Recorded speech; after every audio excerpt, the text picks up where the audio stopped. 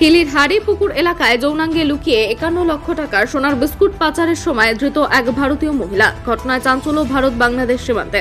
Open board দিয়ে বাংলাদেশ থেকে ভারতে 51 লক্ষ টাকা মূল্যের সোনার বিস্কুট পাচার করার সময় এক ভারতীয় পাচারকারীকে আটক করল বিএসএফ। ঘটনায় চাঞ্চল্য আন্তর্জাতিক সীমান্তে। ধৃত ওই মহিলার নাম খতেজা খাতুন।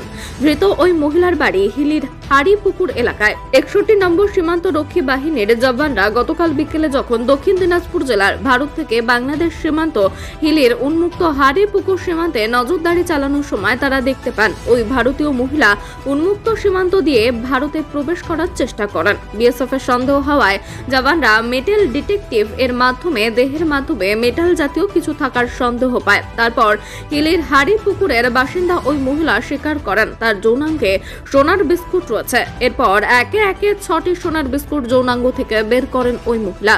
ওই 6টি সোনার বিস্কুটের আনুমানিক বাজার মূল্য 51,21,828 টাকা বলে বিএসএফ সূত্রে জানা যায়। সোমবার সন্ধ্যায় আইনি প্রক্রিয়া শেষ করে ওই মহিলাকে হিলি শুল্ক দপ্তরের অপরাধ দমন শাখার হাতে তুলে দিয়েছে বিএসএফ বলে সূত্রের খবর। পুরো ঘটনা খতিয়ে দেখছে 61 নম্বর বিএসএফ ব্যাটালিয়নের জওয়ানরা।